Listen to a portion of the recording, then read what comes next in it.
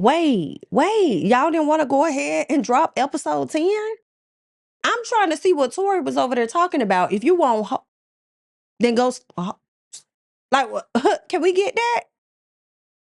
How we get up, just call back, right back. We can spend, then get it right back, man. She just gotta worry all of that, so that's why I bought.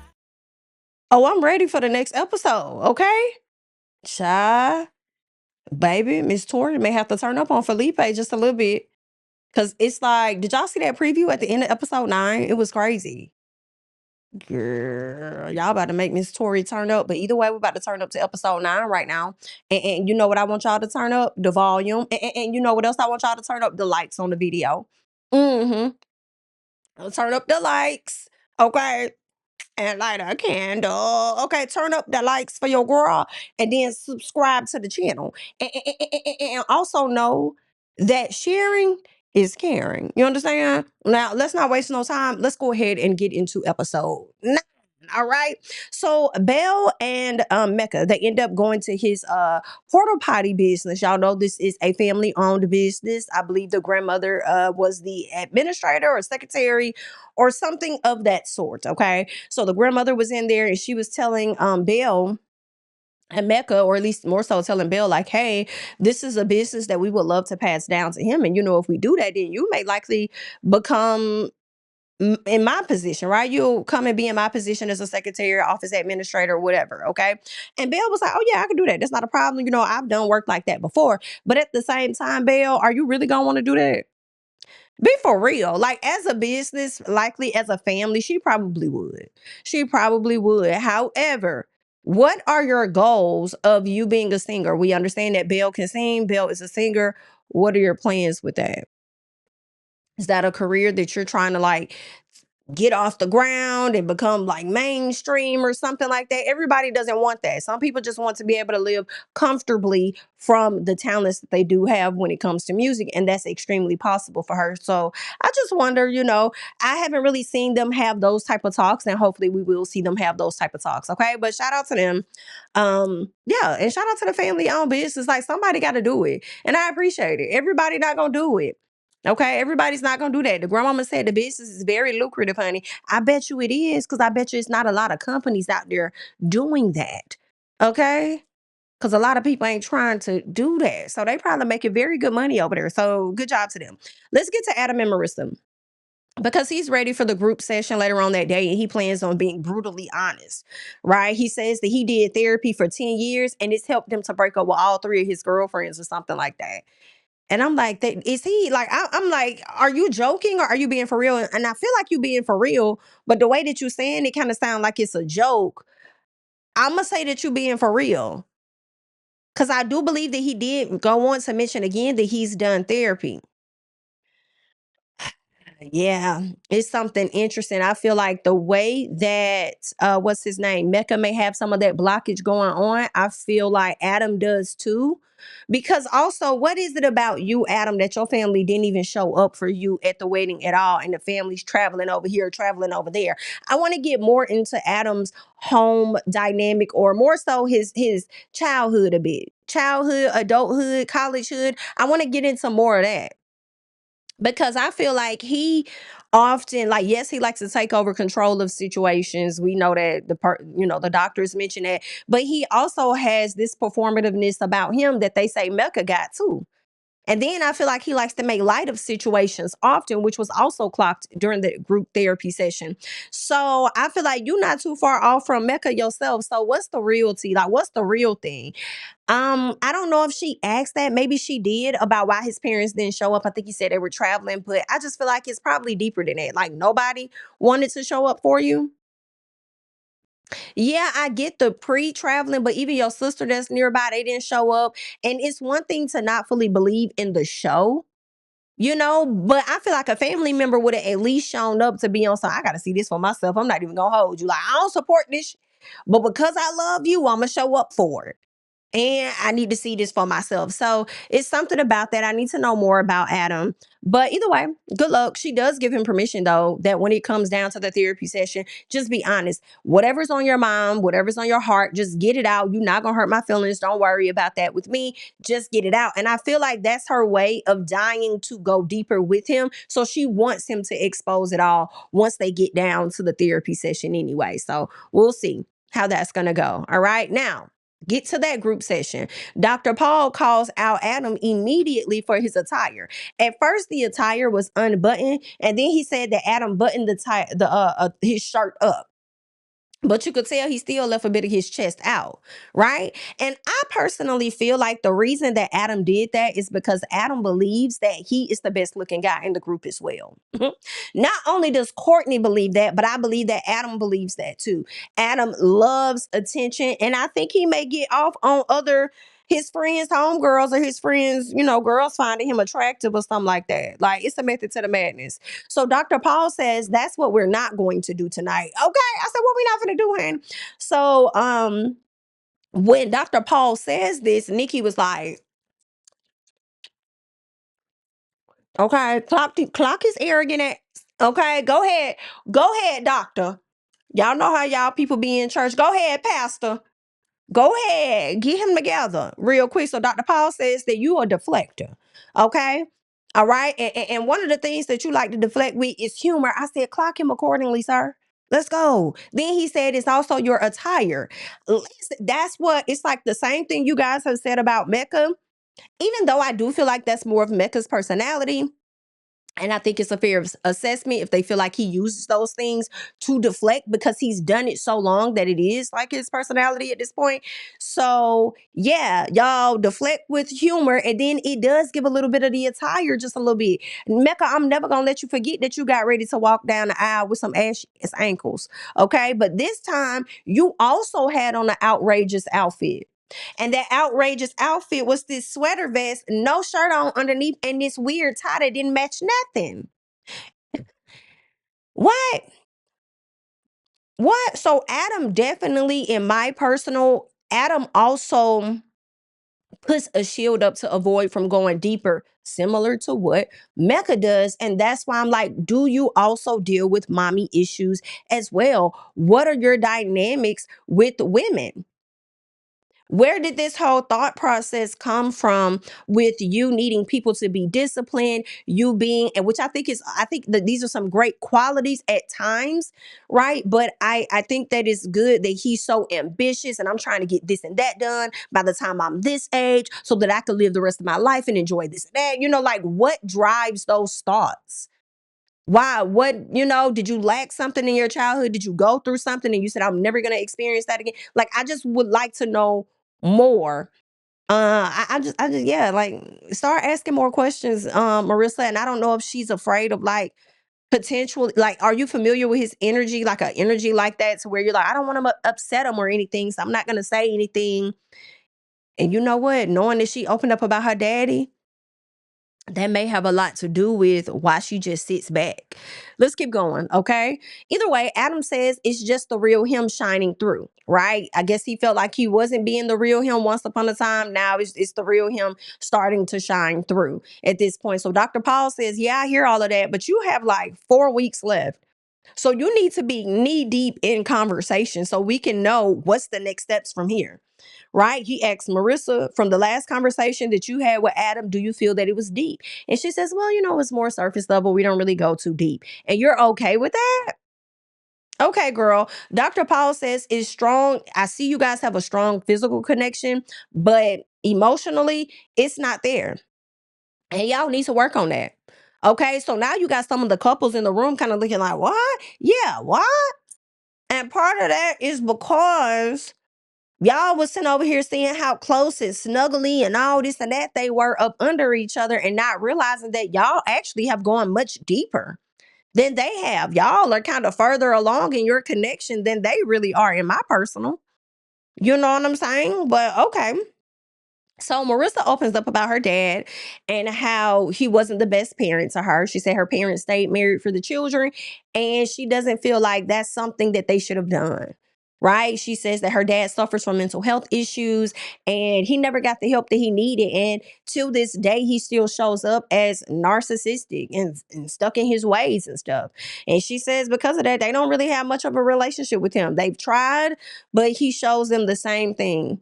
And it's just like, all right, daddy, I'm gonna let you be. I'm cool on it. You got it. Right. So Adam opens up about being cheated on twice. I personally, I don't give a. That's not nice. That's not nice. Don't do that. Because obviously being cheated on has affected Courtney.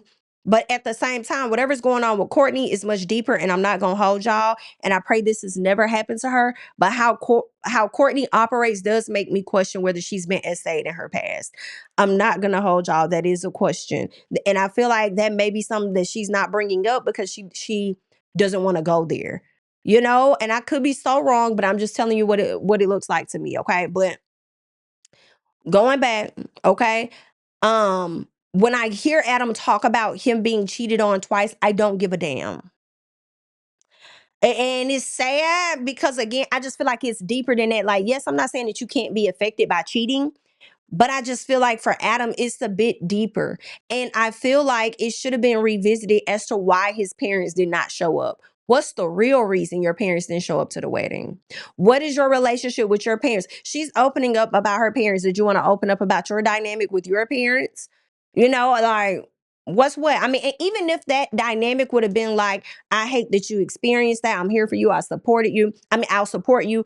I didn't really go through that with my parents. Me and my parents were this, that, and the other. Like, I feel like that could have been an opportunity for him to open up more about his parents. But instead, he opened up about being cheated on twice. I feel like that wasn't even deep in my personal. So when Cameron and Michelle get outside and they're talking about it, and Cameron said, well, I feel like Adam did go deep. I feel like, yeah, Michelle said, when? He said, I don't remember. She was like, exactly. I said, we see each other. Because he didn't. He didn't go deep, child. He played in y'all face, and the doctor said, you know what, we're going to let him have it this time. Cameron and Michelle, they talk. Marissa wishes that Adam had some of the awareness and the security that Cameron has, right? That's something that she mentions. And Michelle says she brings up the finances, right? She brings up the finance convo, how it was uncomfortable for both of them, more so for him, right? And what I got out of the conversation with Cameron and Michelle, because they don't seem to really have issues like the other couples, like they don't have communication issues as of now. They're very calming and relaxing in their connection. The biggest thing was the finances, and Michelle was willing to put that to the side because that's something that I believe that she thinks can grow at some point. And what's bigger than the finances is how does he treat me today? Because she could lose her finances. Y'all both could lose it, but how is he showing up for you? How is he supporting you and stuff? So I think that's the biggest thing for her. That's what's more important. So it's not gonna be that big of a deal. But what I've learned from the conversation is that having the hard conversation about finances has helped them to grow closer to each other, and also that they have had sex. That's what we got from their conversation. Courtney and Nick chat. It's their turn. Courtney was called out for blocking and rejecting Nick, I believe, at the dinner table. Courtney says that there isn't an instant spark there, right? She feels like she sees that instant spark with Adam and Marissa. And the instant spark that you're talking about is the sexual spark of it all. And she's not seeing that with him, right? And then she goes on to say it's easy. She feels like it's easier. I don't know. Courtney was kind of contradicting herself a little bit because she's like, I feel like it's easier when you become friends. And then she pauses and then says, being friends makes it easier and makes her feel safe. And I'm like, I'm so damn confused because why did you highlight the instant gratification and how you see it on these two people over here? But these two people are clearly driven by the physical aspect. But basically, you're not attracted to Nick because all of this hesitance that you're showing, if you were attracted to Nick, you would have been jumping on him. The dynamic just would be so different. And now because you're not seeing him like that, similar to damn Nicole, because Courtney and Nikki got some similarities, right? Let's develop as a friendship first and see if I like you. We'll see the problem with that. And I feel like now Nikki is progressing much better than Courtney. But the problem with that is when you get with a person that you're not fully attracted to or you don't like, you start to really nitpick different about them. Every single thing they do damn annoys them. And the only thing that gets on my nerves with that with these two women on the show is that you act like you are, you know how you have men that act like they're God's gift to women so they can go around and just critique and complain about the women they with all the time. It's no different to me with the women, because it's like, but you act like you God's gift to men. You act like you perfect. Like, huh? The same stuff that you complaining about, they complaining too. And then what makes Courtney look worse to me is she's so ready to run to other people and talk SHI about the person she's married to instead of talking to him whole time. The whole time, this man not even saying nothing negative about you to other people. Like, it just makes you look that much more worse. But okay. Now, Nick, you are a slick performative too, in my personal, and it's very interesting because I feel like how you show up in your confessionals, and more specifically, how you showed up from that video that you put up, the little video that you was recording. I feel like I saw more personality in the video slick recording of yourself when you were surprised that some people said yes to each other at the end. Then I see you in this dynamic with Courtney, like you not showing your real authentic self either. But okay, so Courtney was asked about her past. Like, what is it about your past that makes safety and intimacy go so hand in hand? Again, when I hear that, and I could be wrong, and I'm okay with being wrong, I'm just giving you guys my opinion, which is not a fact. Girl, the people don't be knowing the difference between opinion and fact, don't they? Anywho, hun, it's making me question: was she violated? I really, she said she had a bad experience with it. Was it a situation where maybe you got in your head like Tori, maybe you was in the middle of it, and then at some point in the middle of it, I don't like this. This is uncomfortable for me. I don't like this. And it continued to happen instead of it stopping. That's still a form of SA as well. So I'm just like, what's going on? You know, what's happening? Or are you denying your true attraction to the opposite? Put a pin in it, child. Let's keep going. I don't know what they let it go on. I'm trying to find out. All right. So she hasn't had the best experiences, right? She was asked if she knows, um, yeah, she was asked if she knows how to receive someone genuinely being into her, right? She says that she doesn't know. She says that they haven't gotten that deep, and they haven't gotten to a place where I guess she could be vulnerable, and none of that has happened, right? So Courtney is confusing. She don't know how to communicate. Like, I really feel like she's on the wrong couch. You rushed to become married at first sight when you should have been rushing to be the first in the therapist's office for other reasons. But let's keep going. So Nick is asked about his fears and vulnerability, and what his pain points are.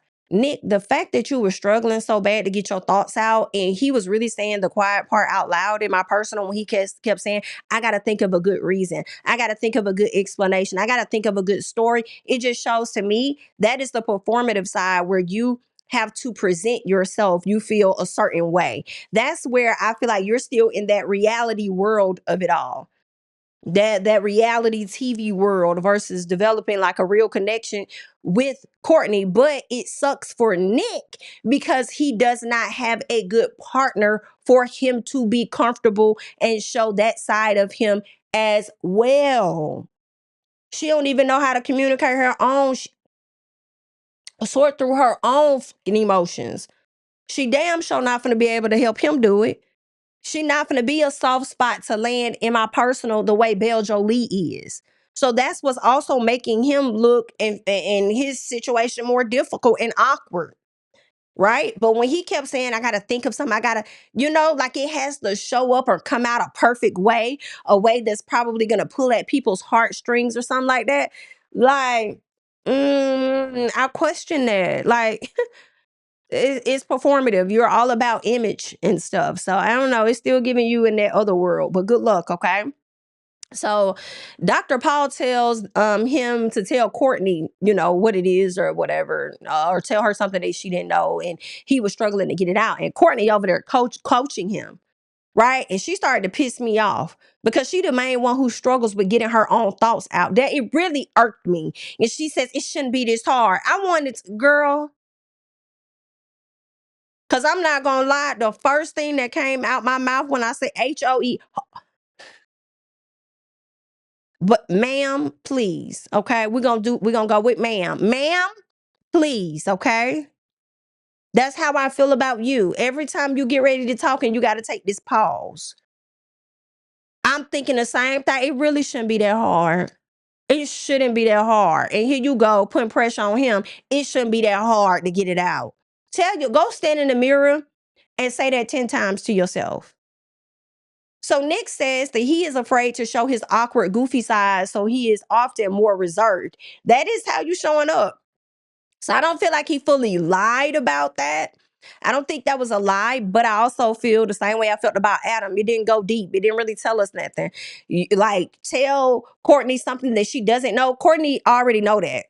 In my opinion, I think she already knows that you're afraid to show your goofy side. You are being more reserved, which is why she feels like it ain't no depth. But part of there not being any depth is because you ain't got none. You ain't a soft place to land. Okay. You ain't got none. You ain't making him feel more comfortable either for him to be his true self. You're part of the problem as well. So Michelle says that she can feel the uptight side of him, right? And she said, I can feel that you're uptight. And no, I think that's what Courtney says to him. She feels that he's uptight. But I believe that Michelle was saying that he has goofy friends, silly friends who she loves and stuff. So they share friends or whatever. Okay. I believe this is when Courtney says that she's afraid that it's so surface or whatever. She says she's a deep person and she doesn't know if she knows him or something like that. And I'm like, girl, you're not a deep person. What are we talking about here? What do you really need a mirror in front of you when you're saying these things that you're saying about him? And I'm not saying that you're wrong about what you're saying, but what I'm saying is you need to hear yourself talk about yourself as well. Good luck. I'm sick. I'm sick of her. Like I am sick of this woman. I like that. Like I'm like sick of her. Let's keep Tori and Felipe. Tori says everything was good, right? When it came to them, oh, everything's going well. Felipe says, well, wait a minute. Because, I thought I was already over here being committed. And now I'm realizing that I got to wake up every single day and be committed. So now it's given that you're struggling. What are you feeling like you need to be? Why do you feel like you have to wake up every day and be like, I have to commit? Like you have to reinforce it. I don't know. I would think that it would come a bit more natural than what is coming. And I feel like it's because she may have withdrew herself. I'm a little confused. Like, what is it? So he says that he keeps looking for things to be wrong and he is afraid of sabotaging himself. Right? When he feels like the passion is gone, pretty much is he gonna step out on her. And we're gonna learn more, it seems, from the preview in the next episode as to why he's in his head like this.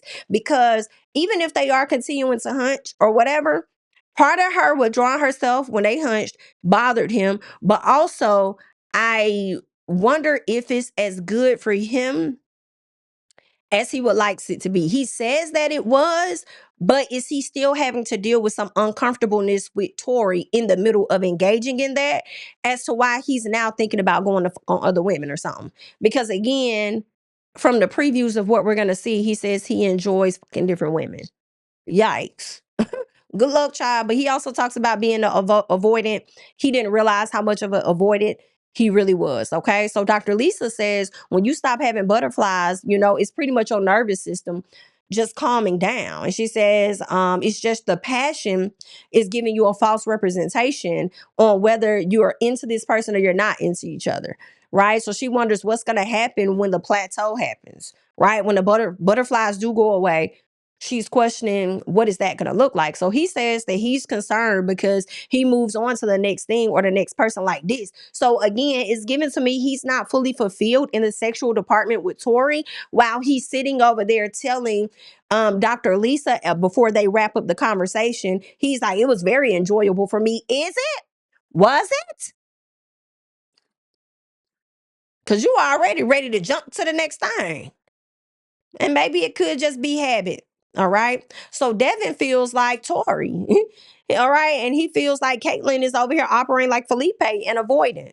And Dr. Paul tells, I believe Dr. Paul at this point is talking to Felipe. He says that he would challenge him to pretty much change his frame of thinking. Like, if you're so concerned about what's going to happen when everything all falls down, he's like, become curious, right? Because things aren't going to fizzle out until you stop being curious. So if you stay and remain curious, then you don't have to worry about that. And I'm like, that's a difficult task to do, but okay. All right. Because I feel like beyond being curious, it's got to be more than that. All right, whether it's I love this person so much, or it's respect for yourself, or it got to be more than that. So Tori was asked about distancing herself from Felipe after being intimate, and she said she did. She panicked. She was questioning whether she was getting the real Felipe or not.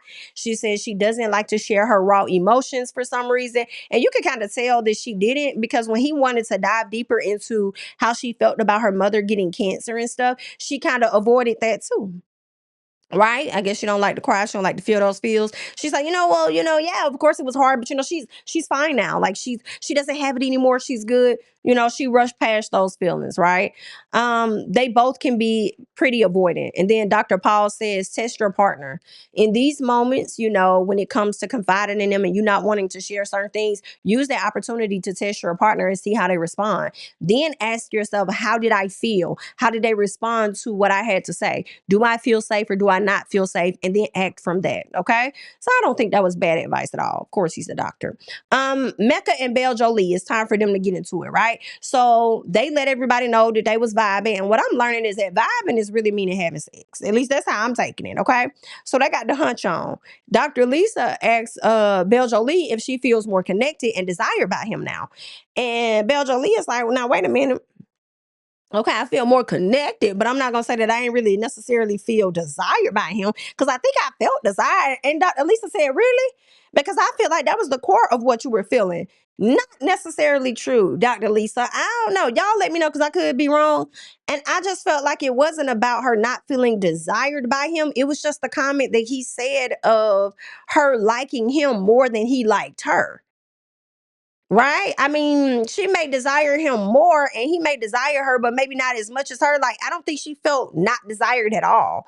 But okay, obviously, something must have happened in between that conversation, because it was a jump cut right there in the editing, and it went straight over there to Dr. Paul. And Dr. Paul tells Mecca that he never chose Belle. He feels like Belle has said every day that she's here for him. She's going to wait for him. And she's shown this, he feels, that she's going to wait for him until he chooses her. And he tells Mecca his challenge is dealing with the emotions of somebody that's very much so into you, because he's never had that before. Obviously he didn't, because he self-sabotages so quickly. So Dr. Lisa asked him if he feels deserving of love. Is he blocking this opportunity? And Mecca said, yeah, I kind of am partially. Right? He sabotages himself in that regard, and he doesn't see himself as somebody that's deserving as he may see other people as deserving. Right? So Dr. Lisa says that she doesn't know if he knows how to feel safe by a woman based on what he's experienced with two of the main ladies leaving his life. So then she tells them about Mecca when they first told him that they found somebody, and how he felt like, wow, he wanted to cry, but he didn't cry. And he said, I can't believe that I may have found somebody that's really going to love me forever. And she said she promised him that she wouldn't let him, go into this blocking phase, but she sees that he's edging on that. He's trying very hard to block those emotions out. And part of that is fear that she about gonna leave him once he starts caring and really liking her and stuff. He feels like Belle Jolie may peace out on him, right? So, of course, Dr. Lisa was getting pretty emotional about this. Dr. Paul questions whether they are authentic. He says, whether he's like, I'm questioning whether you guys are authentic or performative, right? Because of how they're showing up in this moment versus how they showed up at the dinner, which is where he felt that the dinner was more performative. But Mecca says, listen, like, I feel like I thought I was being authentic, but at the same time, I'm definitely authentic right now. I probably put a little extra on it, a performativeness over there at the dinner. I probably did a little too much.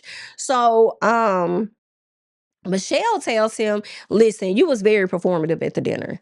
Okay. And today I'm liking you more. I got more respect for you in this moment. You're letting your guard down just a bit. And this gives more authentic to me, because you weren't really making sense, because you said that you knew, oh, I knew she was the one when I saw that wagon that she was towing. But then at the same time, you turned around and said that she's more into you than you're into her. Like, What? Like it was given very much so performative. And now I see something different. And I respect you for that. And I thank you for sharing. Right. And I didn't know Mecca was gonna take that to heart because later on he really did take to heart what Michelle said. So Courtney asked him if he loves himself enough to receive love from someone else.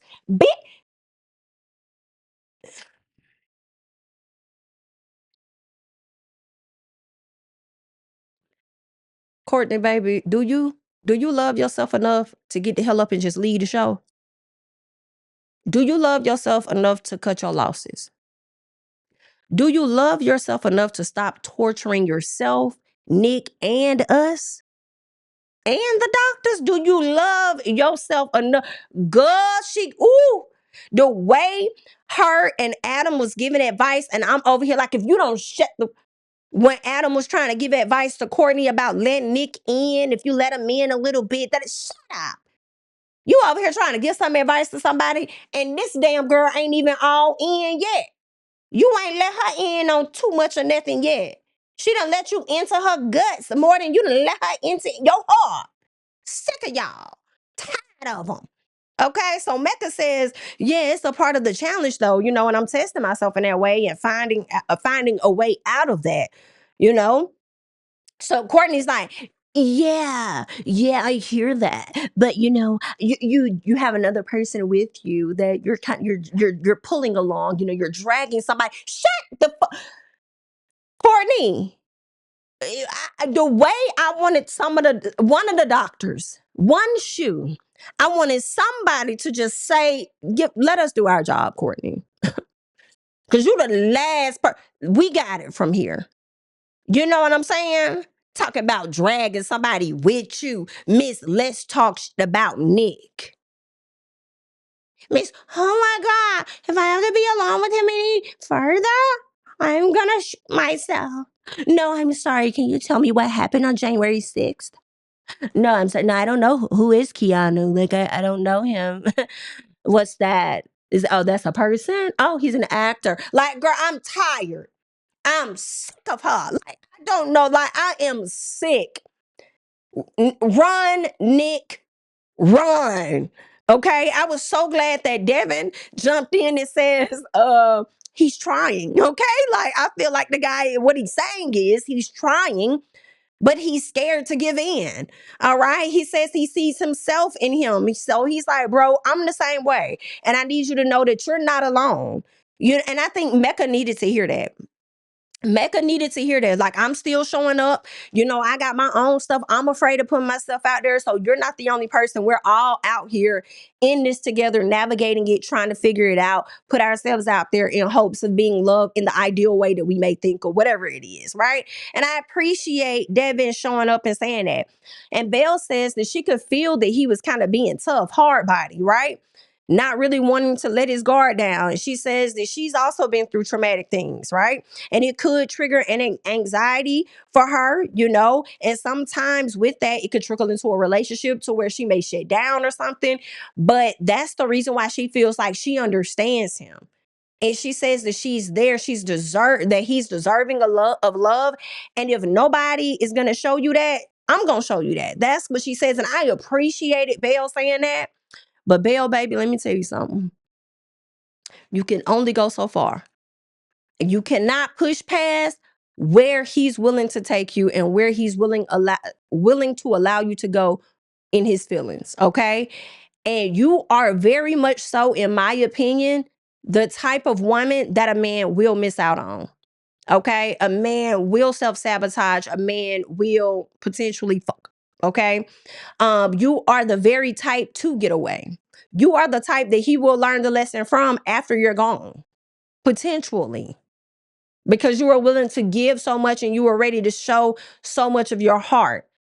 So I don't see nothing wrong with that. Y'all are married, but also at the same time, as long as what the doctor said to Devin, it's not changing you. It's not diminishing you to help them through their So don't overdo. I feel like do what you can, but don't overdo what you can. I'm so sorry. I understand they married, but at the same time, they don't know each other's child. So hold what you got. Let's get to Nikki and Shawn. Okay. It's time for them. Nikki feels a shift in their energy. Their communication has been better. They've been rating themselves as the doctor told them to on a daily basis. The relationship rating has increased. I believe one time it was a 10 out of 10, then it was a 9 out of 10.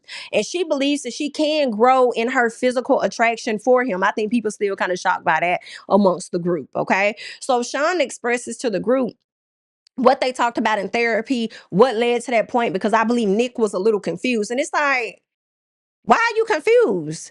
You saw one moment of them. You saw one moment of them at a table where they were having a little friction, and maybe you did see a little more. I don't know.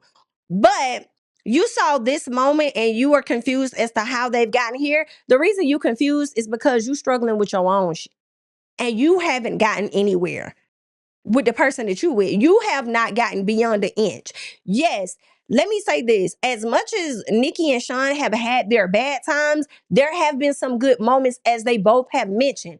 You and Courtney haven't had especially let her tell it. You and Courtney ain't have it ain't take much. It ain't take because y'all ain't got it. Okay? But either way it go, all right.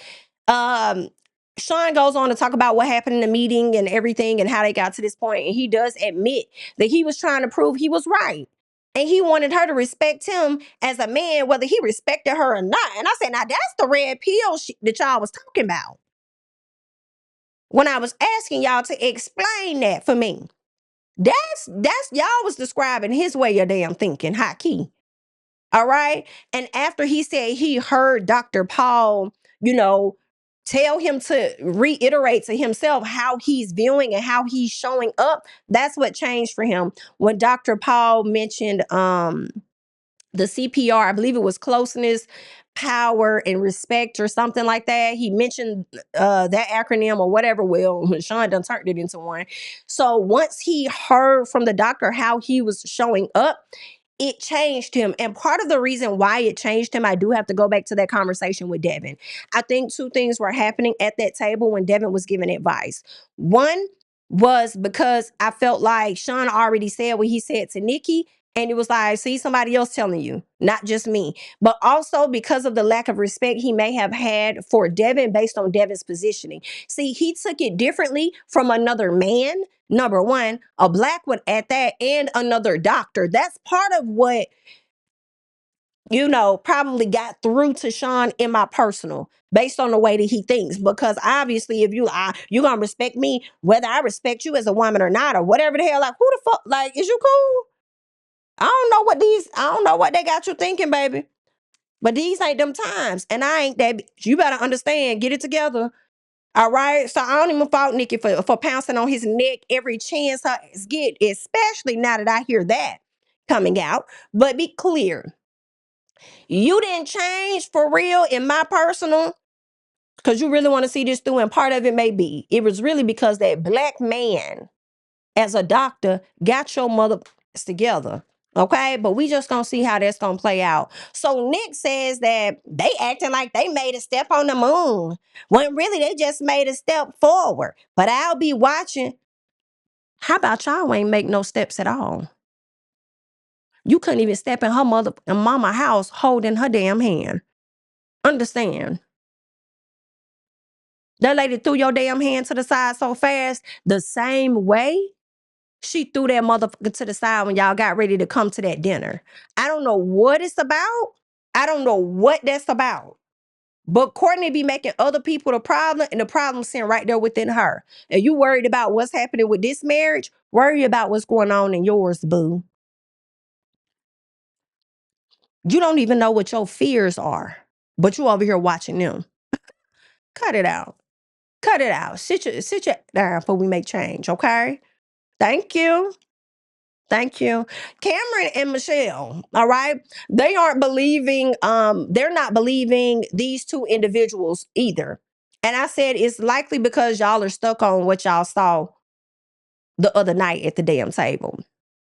Now, here's the thing. I believe them. It does not mean that they won't go back to those spaces of miscommunication. right? And it's part of the reason why y'all are not believing it, in my opinion, is because y'all think that how they are right now is definite. And I don't. I feel like what they said, they were not wrong. They learn whatever they need to learn. They're figuring out the new ways to communicate. Are they going to slip up and piss each other off again? 1000%. That is what happens in relationships. 1000%. You know what I'm saying? So that's that. But y'all let me know how y'all feel about it. All right. Devin and Caitlin. He came in ready to love bomb her. He dialed it back to make her comfortable. Caitlin feels that his light has been diminished, right? And Dr. Paul says that Devin may be the most committed person in the damn room. And he tells him, don't lose yourself trying to commit to her and fit into her world when y'all supposed to be fitting in each other's world. Okay. So Caitlin says that she needs the calmer side of him and she needs someone to ground her because she can be flighty. I'm wondering, is there something that's not being mentioned? Because for her to keep saying she needs the calmer side of him and then previously also saying that he had her up till 2 a.m. in the morning, he sees what he wants to see and doesn't want to take her point of her side of things or understand that she has a different perspective. That is weird to me. What is he really showing? And what are we not seeing? That's odd. So Dr. Paul says that's not what a relationship gives, right? That's what you give yourself. You the one that need the calmness. You need to be grounded and all of that. You supposed to give yourself that. You supposed to already be grounded. And I'm part of, and I hear that, doctor. Okay. And I feel like if y'all feel that way, then why the fuck y'all match these people up the way that y'all did? You're supposed to already be grounded. You're supposed to, a relationship doesn't give you that. Then why was y'all sitting at the table partnering people up with who you feel can help them in this certain area? Well, by your words, Dr. Paul, they should have already had figured that shit out. He supposed to do that on his own, ain't he? Why are you partnering Marissa up with Adam to help teach him this or that? Why are you partnering Nikki up with Shawn then? Because ain't none of these people up in this grounded high key. Doctor, what's going on? So Dr. Paul says a relationship doesn't diminish you. It does ask you for more, right? But I feel like, yeah, his light may be diminished, but also at the same time, I feel like that is asking him of more. Like, I was just a little confused. Explain it for me in the comments. Talk to me like I'm 3, okay? Because if she's not liking how he's operating, it may not diminish you, but you're supposed to alter something. You're gonna have to change something. And I don't feel like the request of what she was asking him to change was really an issue. If she needs a little space. But if it is causing him to be a person to where he can't even be affectionate with you, I do feel like that's a problem. If every time he's showing up and you have a new change for him, that probably would get on my nerves. I'm giving you space. Oh, now you don't want me to touch you? Like, I can't even do that. Like, then it's going to make a person feel like, damn, you don't even like me for real. You know? So I do understand if that's where the doctor was coming from. She talks about her life being hectic, and because her life is so hectic, she needs somebody that's on the calmer side. Nick, what's her name? Caitlin, baby. How hectic is your life really? Like, what you be doing? How is your life that hectic? Like, I'm so confused. Tell us more. Devin thinks if they talk about the reasons why she's feeling the way that she's feeling, it will help them get to a better place, right? He said he came here to challenge himself and he's going to continue to do that. He's going to continue to try. And she says that she will too. And matter of fact, she's like, I've already been trying. Like, of course I'm going to continue to try. Like, I've already been doing it. I don't know. It is something awful about you though, Caitlin. It's something awful about you. And we still learning. All right. Um, I feel like if it came down to a relationship that is questionable outside of Nick and outside of Courtney, it would be Devin and Caitlin and Adam and Marissa. I'm not gonna hold you, but y'all let me know. Y'all probably like, Jami, all of them is questionable. I get it. I see it. I get it. Caitlin and Devin both would be, it came down to it. They were like, if you had to choose today, would you be undecided or what? or yes. Kaylin and Devin were undecided, along with Nikki and Shawn being undecided. Cameron and Michelle would say yes to each other. Nick and Courtney would be undecided, as well as Belle and Mecca being undecided. Tori said she would be yes, as well as Felipe. And Marissa and Adam would also be yes. Although Marissa says that she wants to have more serious conversations, and Adam says as long as we keep vibing, as in sex, he would say yes. Pack these people up. Mecca and Belle. Mecca didn't like hearing that he was performative. This is where he said he thinks very highly of Michelle. He thinks she's an extremely authentic person. So to have her be one of the people to tell him that he was performative, it's really affecting him. He didn't necessarily like that. And Belle was like, she didn't really like hearing it either, because based on who she gets to see day in and day out, she feels like it was very much so who he is. And part of that may be a bit performative. But at the end of the day, she doesn't want it to get to him too much. She don't need him to change anything about himself. She needs him to be who the hell he is, okay? And that's just that on that. Right. And then you got Cameron and Michelle. They chat about the other couples, okay, because obviously they're in a pretty healthy space. They're talking about him going off to, work, and how they're going to miss each other. And then they talk about the future life. And if she had a remote job, she can be there with him. And he's like, no, I don't need you to uproot nothing you got going on. Don't uproot your career. All right. She said, but it's your dream. And he said, yeah, but I got other dreams, and we'll figure it out. So that was a nice moment between the two of them. The show goes off. We get the previews chart, and it's about to be maybe a bit of a mess. We shall see. But if you got this far, like up the video for me. If you have not done so, subscribe to the channel. And yeah, I'll catch you guys in the next one.